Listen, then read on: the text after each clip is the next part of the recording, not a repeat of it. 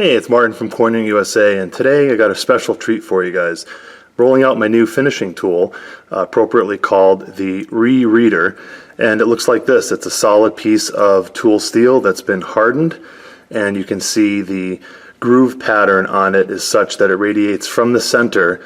And what this little bad boy is going to allow you to do is to put the reeded edge back onto the otherwise non-reeded part of the coin, which is the punch side. So you have something like this in your typical coin making process. You often sand that down to make it look nice. However, you have the reeds here on this side and they're missing on this side. But with this tool, you'll be able to have something like this on the right hand side where you can have the reeds from the mint that if you choose to leave on there, and then you're going to have the reeds here that the Rereader tool is going to imprint on.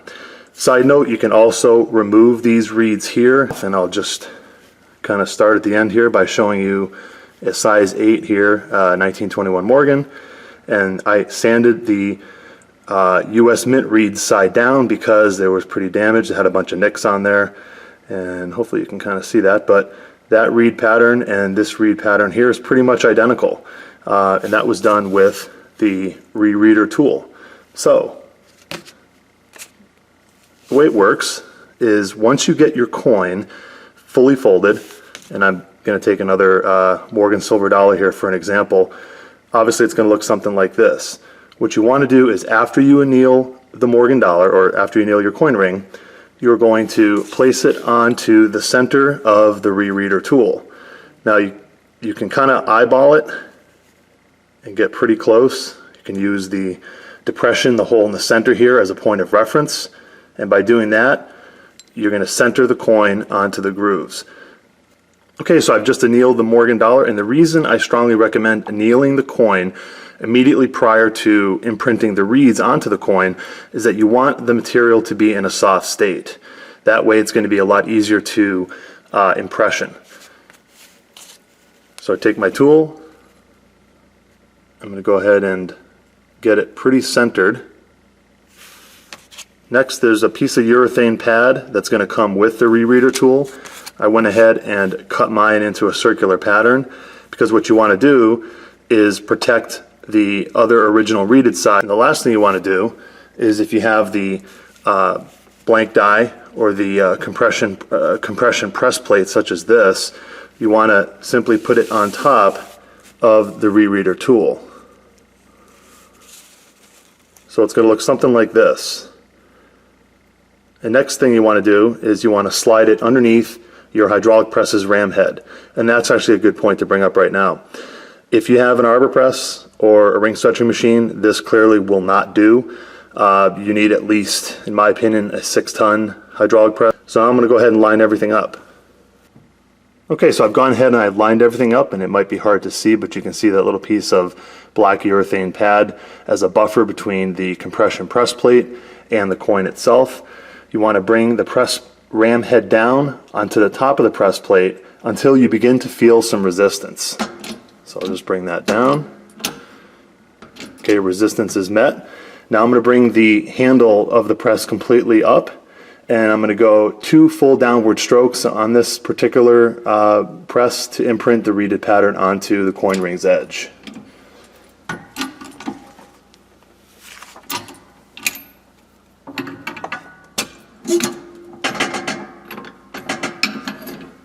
Now let's take a look at what we got. Okay, and here's what we got. You can see those beautifully imprinted and uniformly spaced reeds on the otherwise flat punch side of the coin. Little tip, what I like to do on the inner here and on the outer edge of the coin ring is I like to go ahead and deburr that, and then using my rounding, finishing, and polishing mandrel set, I like to go ahead and just sort of round out the extreme edges of both sides. And you can continue on with the process that way. You've got a couple of finished items here for you, as I showed before. This is my personal daily wear. This is the first Morgan dollar that I made Swede wrapping. I put the reeds onto this coin here. Looks fantastic. And also, when you do patina the ring, if you choose to put that on there, you'll notice that it gives it a little bit more contrast to the reed pattern. I also have my seeded Liberty $50 here that I did as well, and you can see the reed pattern there, and it's got some very nice contrast.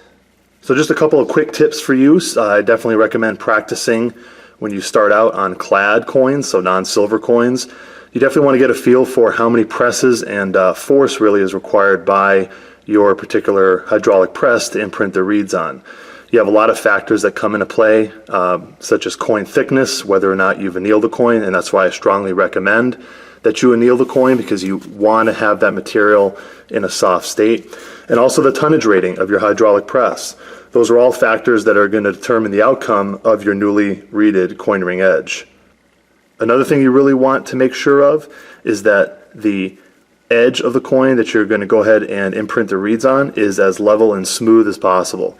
I don't have one here to show, but if you had a wobbly ring, you can imagine that you're not going to get a even imprinting. So it's pretty important that you take the time here during this process, during this step here, to sand this portion down. I do have a belt sander. You can use that. You can use a sanding block or a sanding sponge, but you really want to make sure that you have this as level as possible. And as I said earlier, I like to put the reeds onto the coin when it's still cone shaped like this, immediately after the folding process and prior to final sizing and finishing.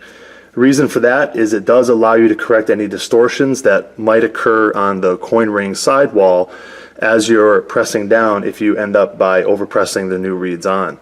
And that's very easily corrected if you do have a little bit of distortion.